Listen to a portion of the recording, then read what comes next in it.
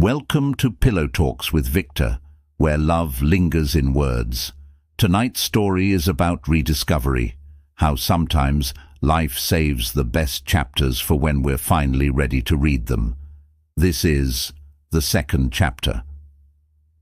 It started on a cloudy Saturday morning outside Marlowe's Books and Records, a little shop that still smelled of paper, dust and time. Margaret stood by the front window, staring at a faded poster for the community book club.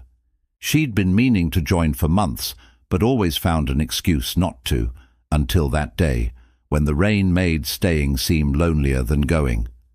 She walked in, shaking off her umbrella, and immediately noticed a man crouched near the classics and poetry shelf. He was humming softly, an old jazz tune, while flipping through a worn copy of The Great Gatsby.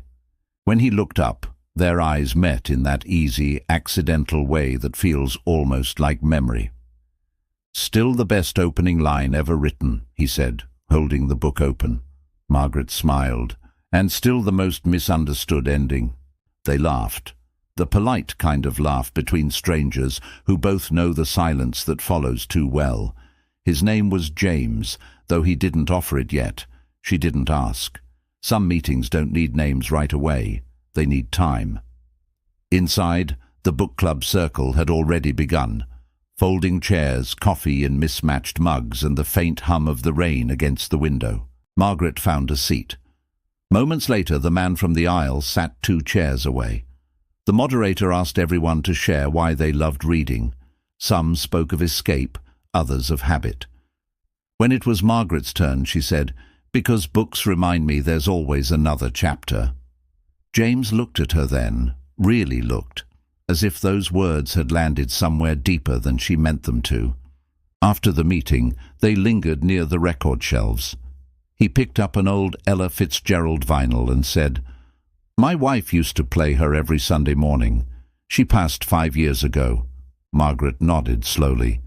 "My husband was a Miles Davis man. He left 8 years ago. Cancer."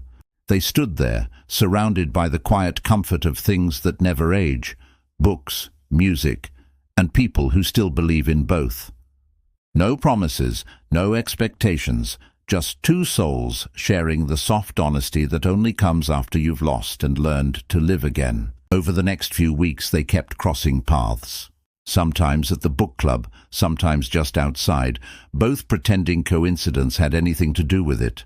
They talked about stories more than about themselves, until one evening, conversation slipped into confession.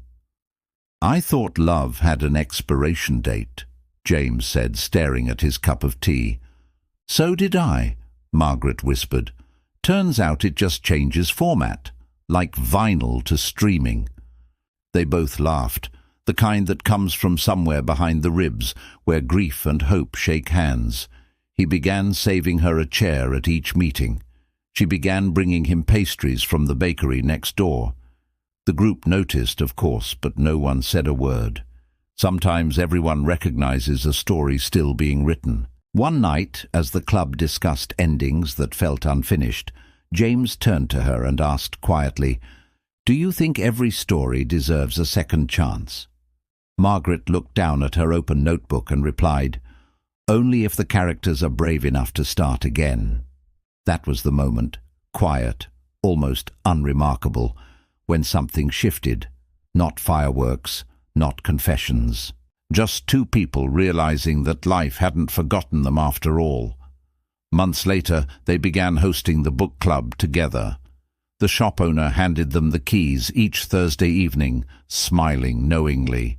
The world outside kept rushing forward, but inside, time slowed to the rhythm of shared laughter and soft music. One evening, as they closed up, James said, "You know, I almost didn't come that day. I thought I was too old to start over." Margaret turned off the lamp by the record shelf and smiled.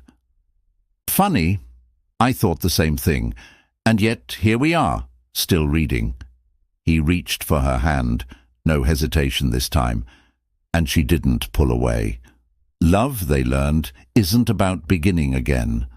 It's about continuing, with gentler hands, quieter hearts, and gratitude for the chapters that nearly didn't happen. If you ever find yourself standing outside a place that feels unfamiliar yet oddly comforting, step inside. You never know. Someone might be waiting there with a story that sounds a little like yours. This was the second chapter.